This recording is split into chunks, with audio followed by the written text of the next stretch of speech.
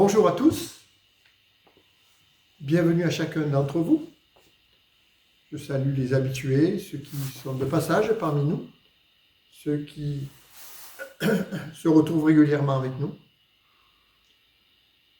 Et avant de commencer, j'aimerais que nous prions. Notre Dieu, notre bon Père Céleste, nous voulons te bénir pour tous tes bienfaits de la vie de chaque jour, pour ce que tu es, créateur des cieux et de la terre, et de tout ce qu'elle renferme. Pour la vie, pour la respiration, le souffle que tu donnes à chacun d'entre nous. Pour ton peuple dans le monde entier aujourd'hui, que tu le bénisses, tu le fortifies. Et nous te prions aussi pour ce pauvre monde qui meurt sans toi, afin que dans cette situation si particulière, ton esprit souffle avec force et puissance dans les cœurs. Et que tu rajoutes tous ceux qui seront sauvés à ton Église. Dirige-nous maintenant durant cette introduction. Nous voulons te le demander dans le nom de Jésus, notre Sauveur. Amen.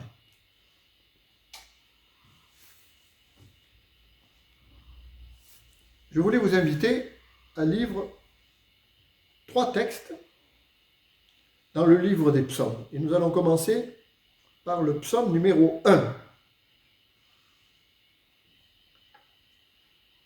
Heureux l'homme qui ne marche pas selon le conseil des méchants,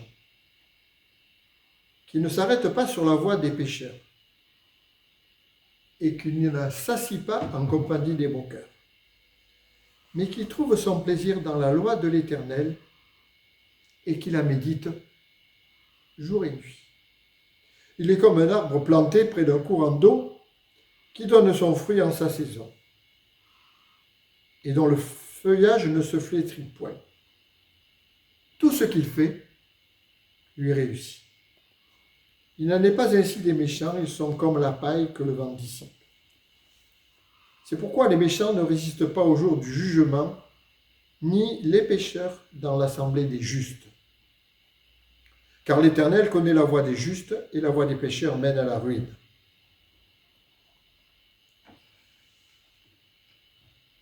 Je vous invite maintenant à chanter 2 cantiques.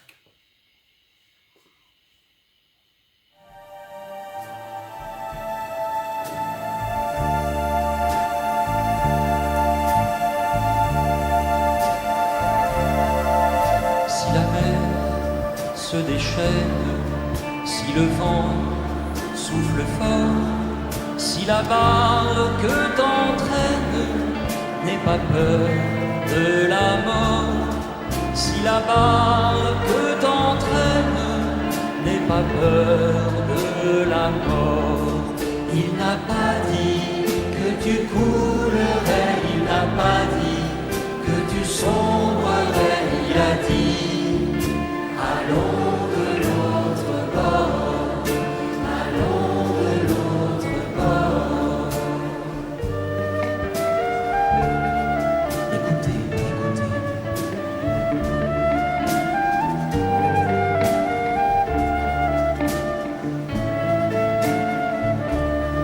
Si ton cœur est en peine, si ton corps est souffrant, crois en Jésus.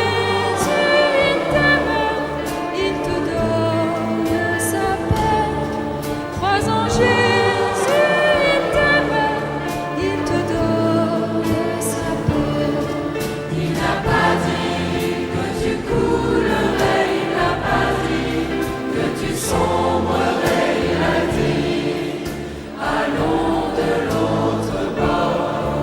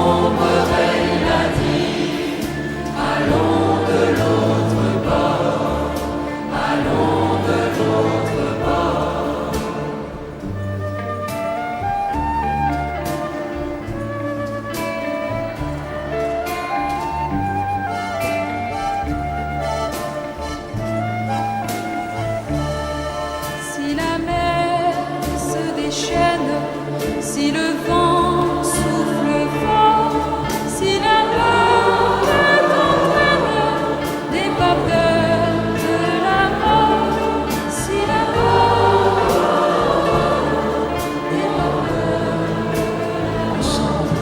Il n'a pas dit que tu coulerais, il n'a pas dit que tu sombrerais, il a dit allons de l'autre bord, allons de l'autre bord.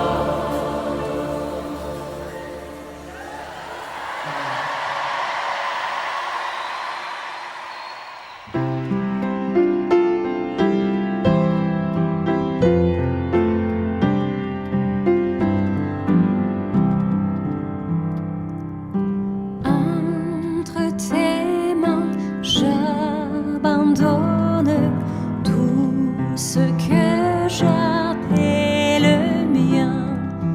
Oh, ne permets à personne, Seigneur, d'en reprendre rien. Oui, prends tout, Seigneur. Oui, prends tout, Seigneur. Entre tes mains, j'abandonne tout avec bonheur. Je n'ai pas peur de te suivre sur le chemin de la croix. C'est pour toi que je veux vivre. Je connais, j'aime ta voix.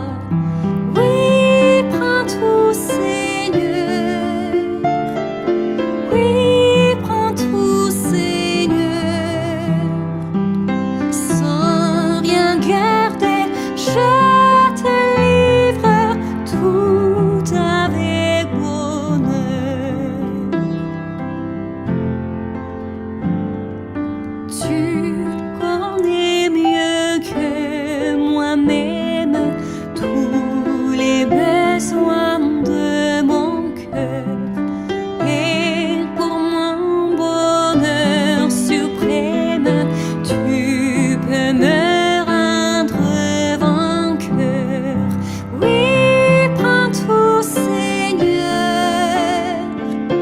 Oui, prends tout, Seigneur. Je ne vis plus pour moi-même, mais pour mon Seigneur. Prends mon corps et prends mon âme, que tout en moi soit à toi, que par ta divine flamme, tout mal soit détruit en moi. Oui, prends tout, Seigneur. Oui, prends tout, Seigneur.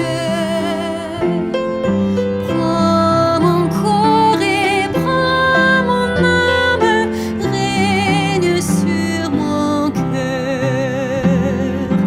Oui, prends tout, Seigneur. Oui, prends tout, Seigneur. Prends mon corps et prends mon âme, règne sur mon cœur. Je vous invite maintenant à lire un deuxième texte, toujours dans le livre des psaumes. Nous allons lire le psaume numéro 146. Louez l'Éternel.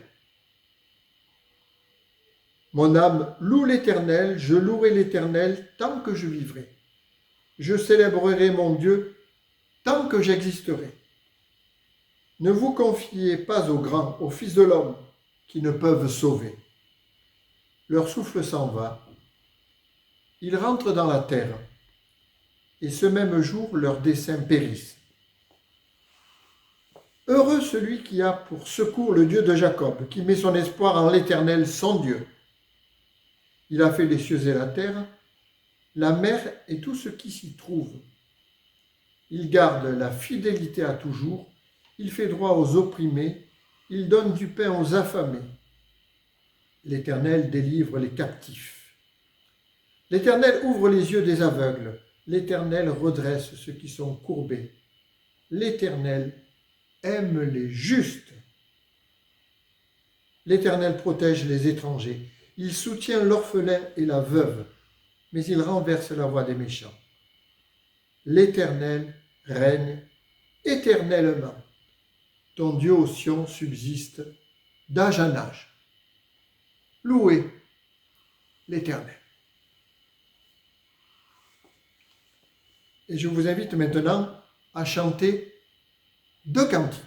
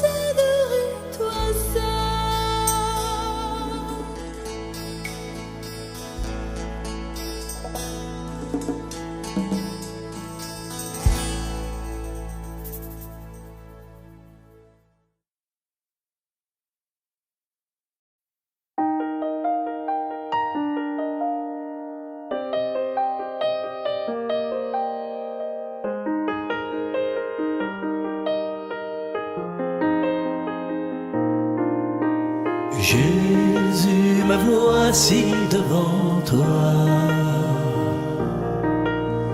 tout simplement dans le silence. Rien n'est plus important pour moi que d'habiter en ta présence. Ah, avec des larmes dans les yeux, ou plein de joie sur le visage, des rêves fous ou dangereux, un cœur qui recherche un rivage. Jésus, me voici devant toi, tout simplement dans le silence. Rien n'est plus important pour moi que d'habiter en ta présence. Avec l'orage ou le ciel bleu, avec ce monde et ses naufrages, ceux qui te prient ou bien tous ceux qui restent sourds à ton message. Jésus, me voici devant toi, tout simplement dans le silence. Rien n'est plus important pour moi que d'habiter en ta présence. Quand viendra-t-il ton jour, mon Dieu, où j'apercevrai ton visage? Tu seras là, c'est merveilleux, les bras ouverts sur mon passage. Jésus, me voici devant toi, tout simplement dans le silence. Rien n'est plus important pour moi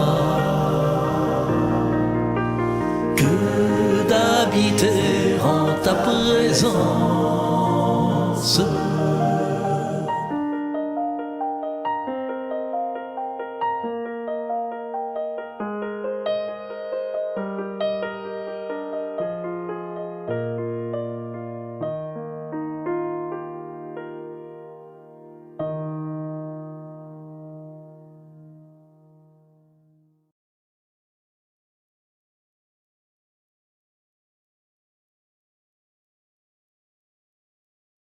Lire un dernier texte, toujours dans le livre des psaumes, le psaume numéro 111. Je louerai l'Éternel de tout mon cœur. Dans la réunion des hommes droits et dans l'assemblée. Les œuvres de l'Éternel sont grandes, recherchées par tous ceux qui les aiment. Son œuvre n'est que splendeur et magnificence. Et sa justice subsiste à jamais. Il a laissé la mémoire de ses prodiges. L'Éternel, miséricordieux et compatissant. Il a donné de la nourriture à ceux qui le craignent. Il se souvient toujours de son alliance. Il a manifesté à son peuple la puissance de ses œuvres, en lui livrant l'héritage des nations. Les œuvres de ses mains sont fidélité et justice.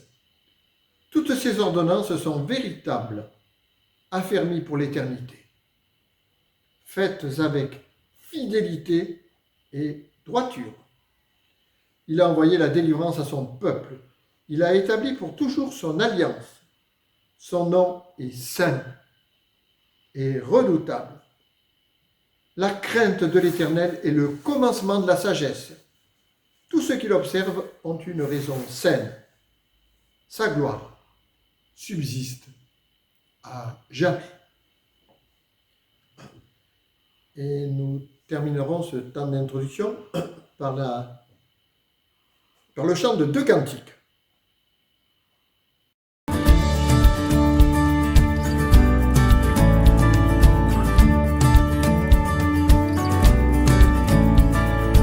Quand sur la route glissante, tu chancelles sous ta croix, pense à cette main puissante qui t'a béni tant de fois. Compte les bienfaits de Dieu, mets-les tous devant tes yeux, et tu verras en adorant combien le nom en est grand.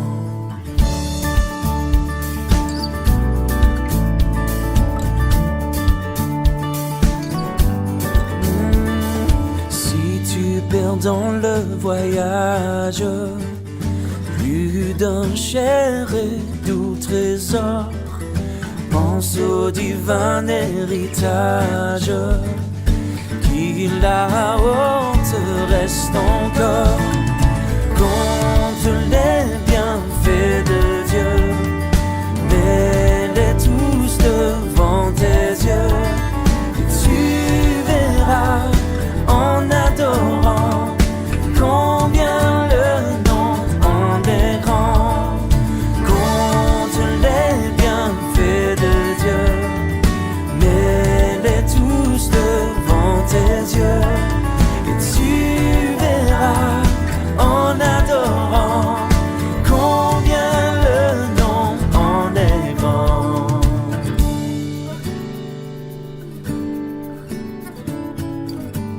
Yeah.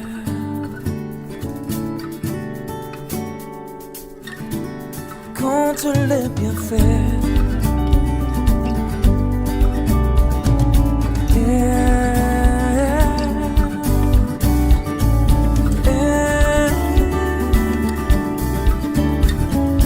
Compte les bienfaits de Dieu, mets-les tous devant tes yeux, et tu verras en adorant combien le nom en est grand. Compte les bienfaits de Dieu, mets-les tous devant tes yeux, et tu verras en adorant combien le nom en est grand. Oh oui, tu verras en adorant combien le nom en est grand.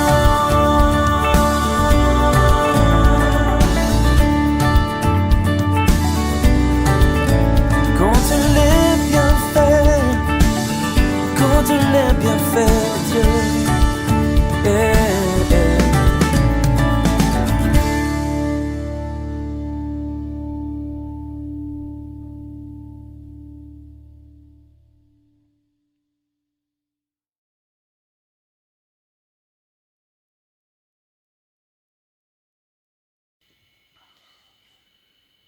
Je vous invite maintenant à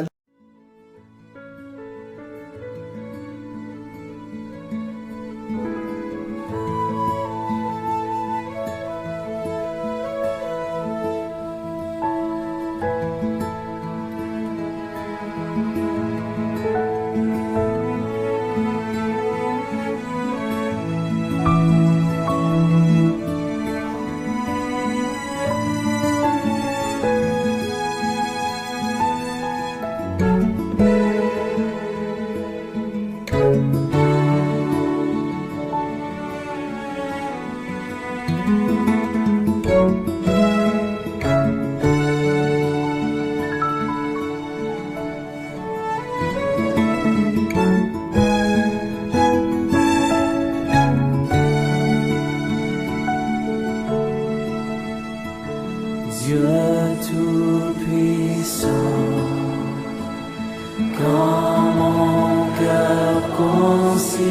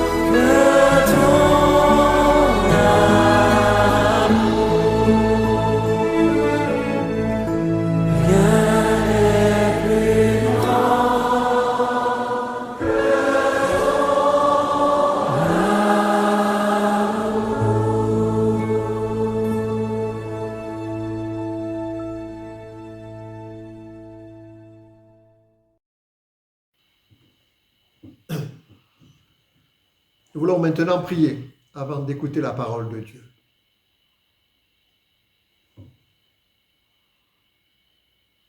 Notre Dieu, notre bon Père céleste, merci pour la lecture de ces psaumes, qui sont une merveille et qui nous permettent de mieux te connaître. Toi, le Dieu unique, le Dieu d'Abraham, de Jacob, de Joseph. Sois béni pour ton peuple, par lequel tu as agi au cours de l'histoire et par lequel tu continues à agir. Merci de nous éclairer sur nous-mêmes aussi, afin que nous soyons renouvelés, que nous ayons un cœur bien disposé et que notre vie t'honore. Nous te le demandons pour ta gloire, dans le nom de Jésus, notre Sauveur, le Sauveur du monde. Amen. Voilà, maintenant je vais laisser la place à notre frère Paulo Vasconcelos, qui va nous apporter le message de la part du Seigneur, et je voulais l'en remercier. Merci Paulo.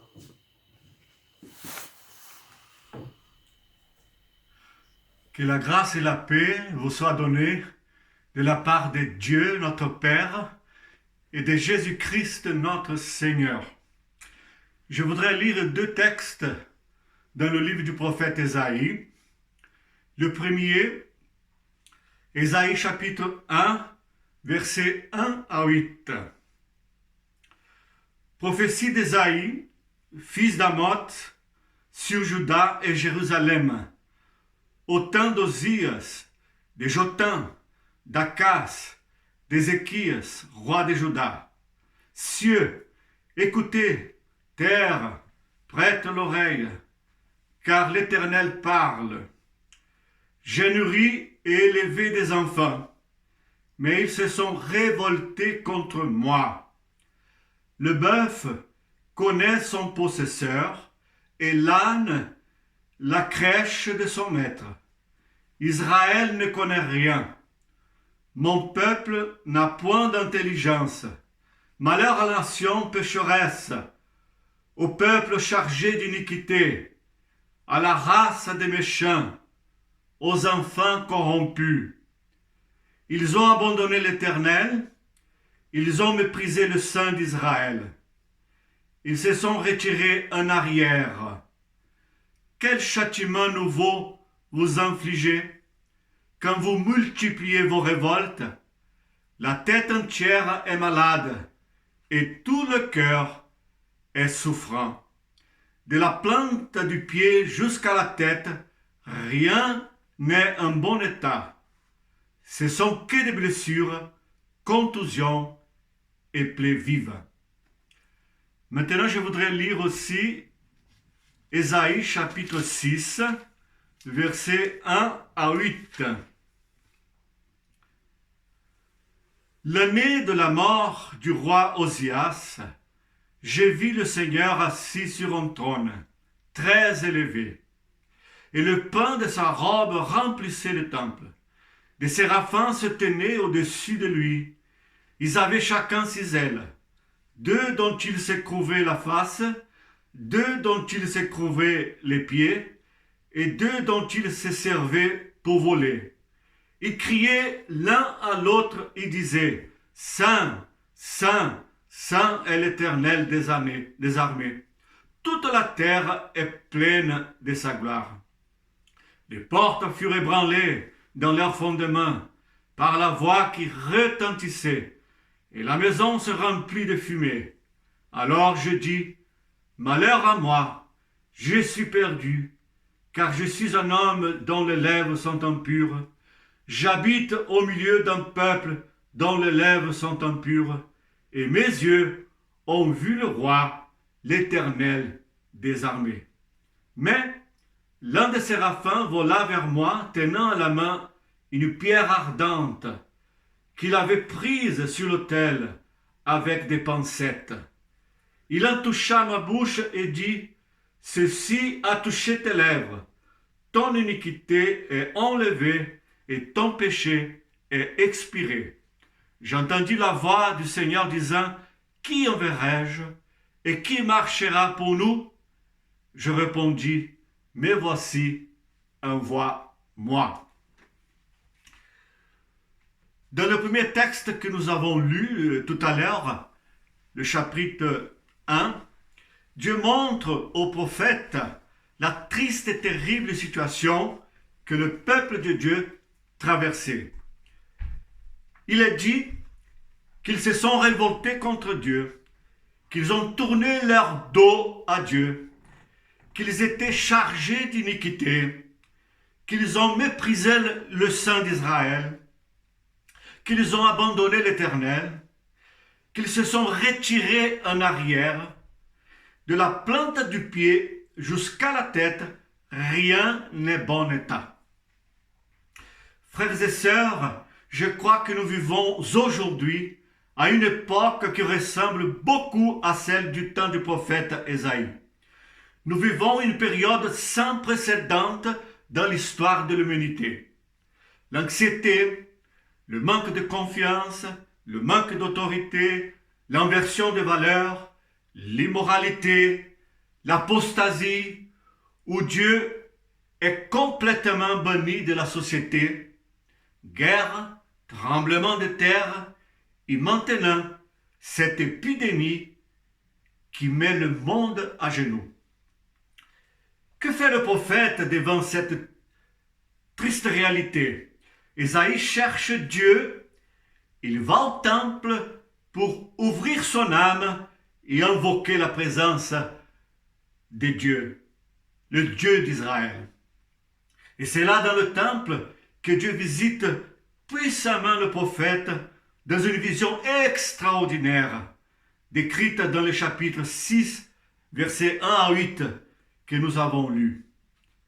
Je vous invite donc ensemble à voir quels sont les aspects de cette vision du prophète Ésaïe et ce que le Seigneur veut nous enseigner à nous aussi aujourd'hui afin qu'il puisse nous utiliser pour sa gloire. Le premier aspect de la vision qu'Ésaïe a eue. Nous devons avoir une vision correcte de Dieu, connaître Dieu tel qu'il est vraiment. L'année de la mort du roi Osias, j'ai vu le Seigneur assis sur un trône, haut et sublime, et les bords de sa robe remplissaient le temple. La première vision que Dieu veut nous donner est la vraie vision de lui-même. Aujourd'hui, plus que jamais, nous avons besoin de voir Dieu assis sur son trône à la tête de l'histoire humaine. L'homme, le monde, même le croyant, sans vision réelle de Dieu, ne peut vivre qu'une vie de peur, d'incertitude et d'insécurité en ce qui concerne le présent et l'avenir. L'anxiété, la peur et l'insécurité remplissent nos cœurs lorsque nous comptons sur nous-mêmes. Le peuple de Dieu aujourd'hui a plus que jamais besoin de voir Dieu assis sur son trône, haut et sublime trône.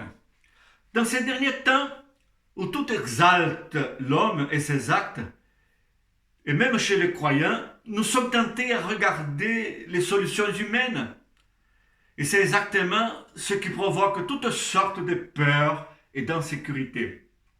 Vous savez, il n'y a pas de moyens humains de sortir de la crise, de la corruption qui affecte tous les segments de la société.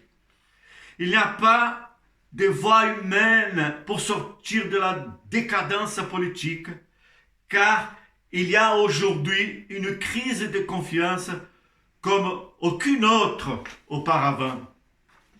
Il n'y a aucun moyen humain de sortir de l'immoralité sexuelle, du vol, du mensonge, de la corruption, de l'adultère, simplement parce que la philosophie purement humaine a pris la place de Dieu. Le slogan de nos jours est exactement ce que la Bible a prédit. Mangeons et buvons, car demain nous mourrons. Quand l'homme bannit Dieu de sa vie, tout est permis. comme c'était le cas dans la génération de Noé, c'était avec la génération d'Isaïe. Et nous voyons aussi cela se produire avec notre génération. Tout cela affecte le peuple de Dieu. Et sans le savoir, l'humanisme commence à influencer aussi les croyants.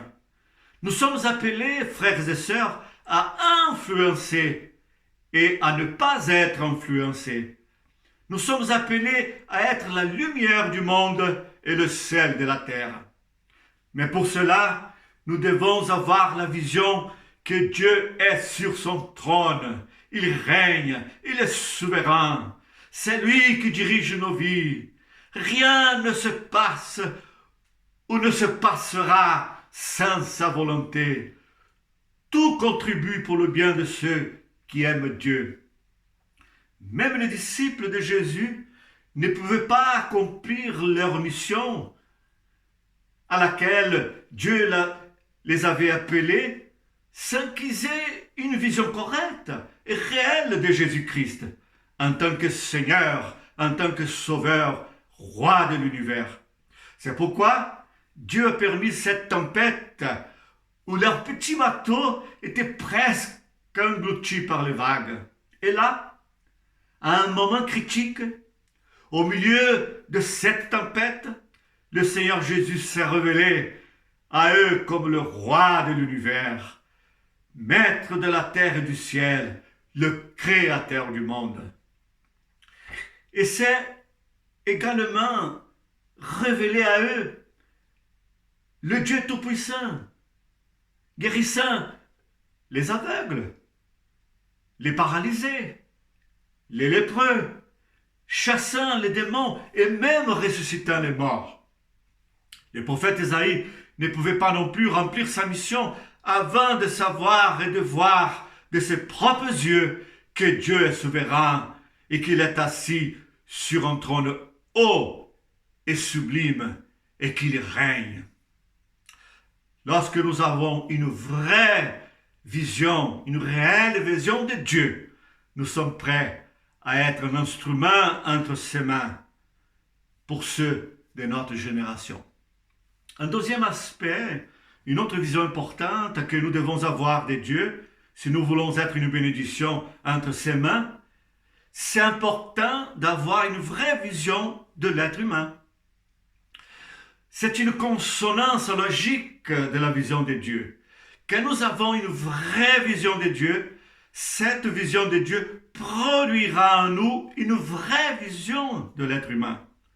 Exactement ce qui est arrivé à Ésaïe. Quand il a contemplé la gloire et la sainteté de Dieu, il a vu sa misère et son péché ancré dans sa nature humaine dépravée. Lorsque nous contemplons l'être humain, notre vision devient déformée, floue, obscure, si. Mais lorsque nous contemplons Dieu, le résultat ne peut pas être différent de celui du prophète.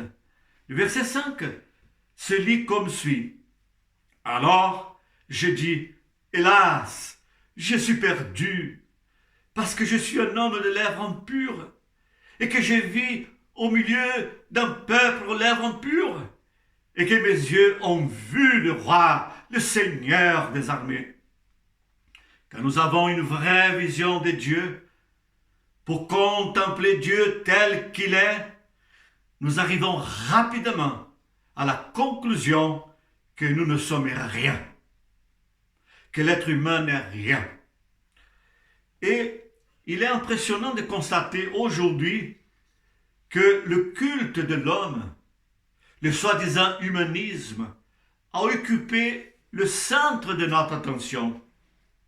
Le culte de la connaissance, le culte des sciences, le culte du corps, le culte du pouvoir, toutes ces choses occupent la première place dans la vie de l'homme et il n'y a plus de place pour Dieu.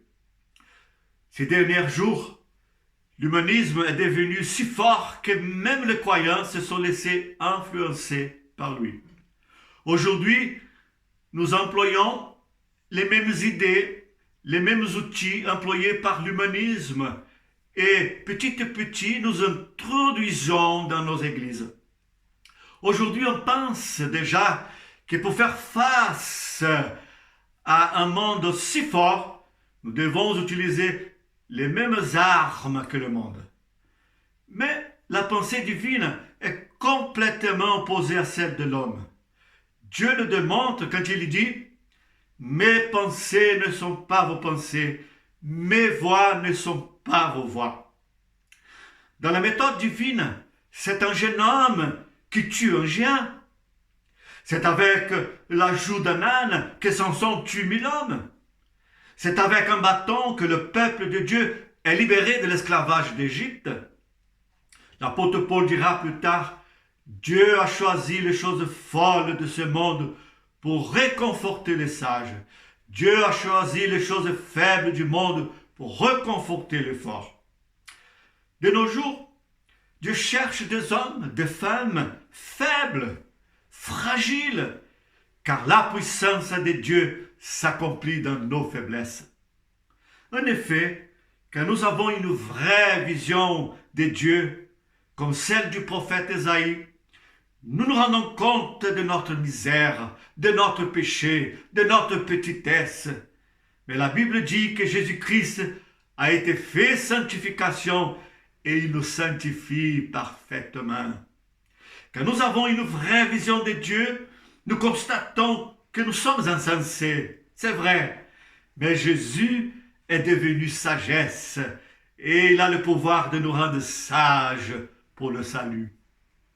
Quand nous avons une vraie vision de Dieu, nous nous rendons compte que nous sommes faibles, certes, mais Jésus est notre force. Je peux tout par celui qui me fortifie. C'est pourquoi avoir une vision correcte de Dieu dans ces moments difficiles que nous traversons nous aidera à avoir une vision correcte de nous-mêmes et nous fera ainsi compter entièrement sur la grâce et la puissance de Dieu. Cependant, pour que nous soyons une bénédiction entre les mains de Dieu, il est nécessaire aussi d'avoir une troisième vision indispensable de nos jours, la vision du Dieu de grâce. Le verset 6 alors, l'un des séraphins s'est envolé vers moi, portant une braise vivante dans ses mains. Il l'avait prise de l'autel avec une pince. Avec la braise, il a touché ma bouche et a dit, « Voici, elle a touché vos lèvres. Votre iniquité, ton péché était enlevé et ton péché a été pardonné. » Chers frères et sœurs, quelle est la leçon que nous pourrons tirer ici dans ce passage? Ce texte enseigne que sans la grâce de Dieu, personne ne peut être une bénédiction entre les mains de Dieu. Il faut savoir que celui qui veut être une bénédiction pour les autres, sache que lui-même est l'objet de la grâce de Dieu. Savoir qu'avant tout, il est au bénéfice de sa grâce. Sans cette vision d'un Dieu de grâce, personne ne peut être une bénédiction, personne ne peut être utilisé par Dieu. Ce n'est que lorsque nous expérimentons nous-mêmes la grâce de Dieu dans nos vies que nous pouvons alors la transmettre aux autres. Le ministère de Dieu nous appelle, est le ministère de la grâce, est l'évangile de la grâce, prêcher l'évangile de la grâce. Jésus est venu, la Bible le dit, pour inaugurer une année de grâce. Il a dit dans le chapitre 4 de Luc, « L'Esprit du Seigneur est sur moi, pour lequel il m'a oint pour évangéliser les pauvres. Il m'a envoyé pour proclamer la libération aux captifs et la restauration de la vue aux aveugles, pour libérer les opprimés et pour proclamer une année de grâce du Seigneur. » Le Dieu de la Bible est un Dieu de grâce. Lorsqu'un pécheur se repent, il vient à lui. Dieu accorde sa grâce. La Bible dit, Dieu résiste aux orgueilleux, mais il fait grâce aux humbles. Soyons ceux qui prêchent, qui proclament le message de la grâce de Dieu. Mais souvenons-nous que la grâce de Dieu n'est pas au rabais, quelque chose qui ne coûte rien. Le contraire, la grâce de Dieu a coûté très cher. Le prix que Dieu a payé était très élevé. La Bible dit que ce n'était ni pour l'or, ni pour l'argent que nous avons été rachetés, mais par la précieuse mort du Fils unique de Dieu. Ah oui, grâce merveilleuse, la grâce de Jésus. Puis enfin, la dernière vision que Dieu veut nous donner est la vision de son œuvre, l'œuvre qu'il veut vous confier. Après avoir une vraie vision de Dieu, assis sur un trône haut et sublime, une vraie vision de nous-mêmes et de notre humanité, de notre misère, et la vision de la grâce de Dieu, alors nous devons aussi avoir une vraie vision du travail que Dieu veut nous accorder. Le verset 8 dit, « Après cela, j'entendis la voix du Seigneur dire, « Qui enverrai-je et qui ira pour nous ?» Dieu, dans son alliance éternelle, avant la fondation du monde, a préparé un plan pour chacun de nous. Dans son plan de rédemption, non seulement il nous place, mais il donne l'occasion à moi, à vous, à chacun de nous, de participer activement. La question, qui enverrai-je et qui ira pour nous? Cela est, entre autres, une invitation à se joindre à lui, à se tenir à ses côtés, à marcher main de la main avec lui pour l'accomplissement de son plan merveilleux. Lorsque nous avons été impliqués dans la proclamation du salut, préparée par Dieu, Dieu nous honore de travailler avec lui. Le prophète Ésaïe l'a compris et il a dit plus tard, « Quels sont beaux les pieds sur les montagnes de ceux qui annoncent les bonnes nouvelles, qui font entendre la paix, qui font entendre le salut. » Chers frères et sœurs, il est nécessaire de comprendre le grand privilège que nous avons de pouvoir participer à l'œuvre de Dieu, avec Dieu, au salut des perdus. Ce n'est que lorsqu'Ésaïe a eu cette vision réelle du travail que Dieu a voulu lui donner, qu'il a dit, « Me voici, envoie-moi. » Vous savez, écoutez bien, Dieu fera son travail. Il fera son travail, sans doute, avec vous ou sans vous, avec nous ou sans nous. C'est vrai. Il peut faire son travail sans vous, sans moi. Mais il veut que vous et moi, il veut que vous joigniez à lui dans cette glorieuse tâche d'évangéliser le monde. Quel privilège de travailler à côté de notre Seigneur et Sauveur Jésus-Christ. Vous savez, travailler avec Dieu, rejoindre son travail, son œuvre, c'est quitter l'ordinaire pour entrer dans l'extraordinaire de Dieu. Celui qui s'investit dans l'œuvre de Dieu, il n'a pas le temps de murmurer, de se plaindre de la vie, mais au contraire, il aura une vie bénie, pleine d'aventures, d'expériences extraordinaires avec le Seigneur. Cette personne sera, comme dit la Bible, une personne dont les fleuves d'eau vive couleront de son sein. Pour terminer, chers frères et sœurs, en ces temps difficiles que nous traversons,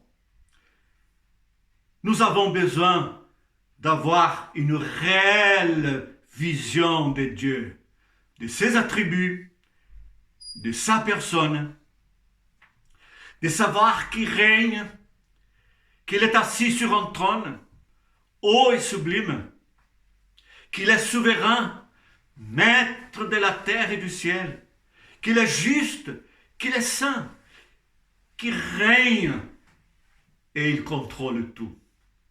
Ayons une vraie vision de notre humanité, de notre nature déchue et de notre totale dépendance à Dieu.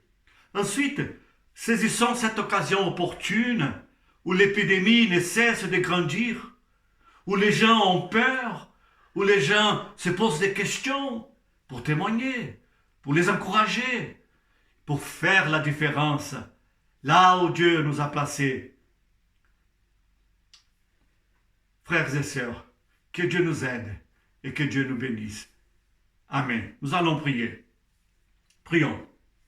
Seigneur notre Dieu, merci pour ton salut glorieux. Alléluia. Merci pour ta grâce merveilleuse. Merci, Seigneur, de nous rappeler dans ce moment sombre que nous traversons, que tu es Dieu, que tu règnes, que tu es souverain, le roi de l'univers, et que tout est contrôlé et dirigé par toi.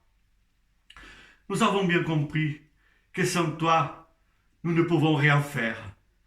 Nous reconnaissons notre petitesse et notre totale dépendance de toi. Veuille nous associer à l'œuvre que tu nous as préparée dès l'éternité. Aide-nous à comprendre cela. Nous voulons, comme le prophète Isaïe, répondre à ton appel aujourd'hui. Mais voici, envoie-moi. Seigneur Dieu, donne-nous la vision réelle de ce Dieu merveilleux que tu es. Et ouvrez nos yeux. Nous voulons voir comme tu nous vois. Et bénis-nous pour ta gloire. Au nom de Jésus. Amen. Amen. Que Dieu vous bénisse.